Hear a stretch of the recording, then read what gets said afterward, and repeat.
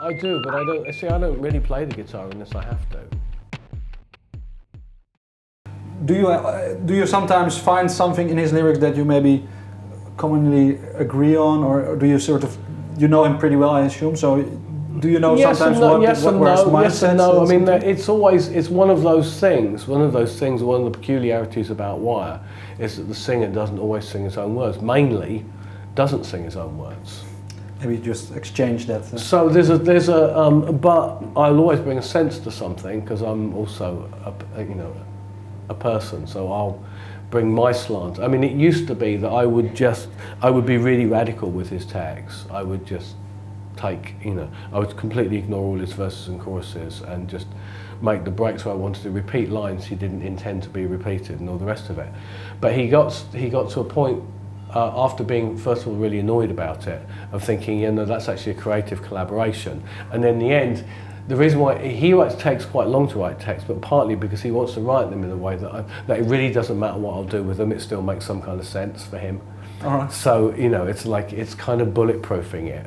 Whereas I actually think he should probably write it more open, but I mean, everybody has their own way, and I know that the process of writing words is very, very different to the process of writing music. You mentioned you wrote for the first time, or maybe at least with an acoustic guitar, or more traditional maybe way of writing. But was it a long time that you touched the acoustic guitar? Is that something that's always around in your home, or? I do, but I don't. See, I don't really play the guitar unless I have to.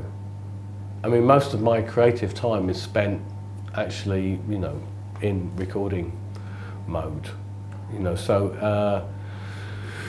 I play guitar on stage, I play guitar when I need to record something, and I play guitar if I'm writing something on it, and I don't play it at all the rest of the time. So I really, really don't touch it, I don't practice. So you don't enjoy it for the purpose of playing only? No.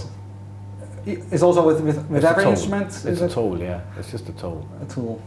I mean, it's kind of, I suppose it's a sort of slightly prosaic attitude, but I think, yes, you could say the process was traditional, but actually, in a way, it was kind of radical for the moment in which it was conceived, because I think, like a lot of people who, especially people who don't all live in the same space, have been making records by Assemblage for a very, very long time. And Assemblage is basically hip-hop.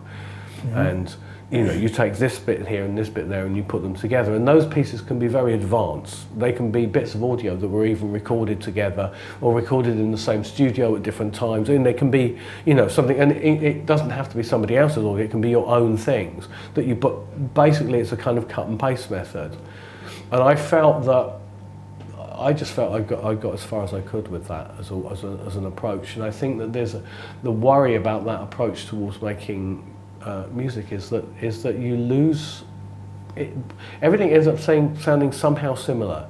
A lot of people make records like that, so there's something in common between those records, and there's something about a band meeting a very minimal arrangement and finding a way to play it that is instantly there and instantly recorded, which has a certain freshness about it, and it's very Wire. It just sounds instantly like Wire.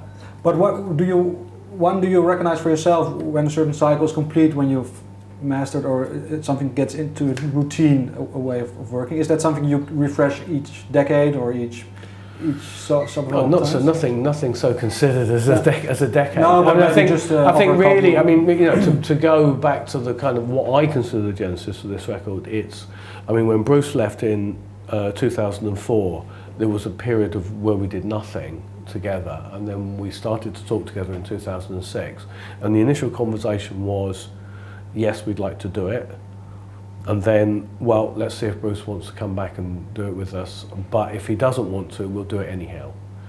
And that was a kind of decision about how to go forwards, how to make this thing, but that was made with a backlog of material.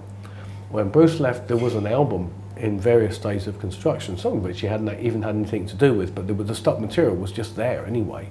So that got expanded and made into an EP and album. That was Read and Burn 3 and Object 47.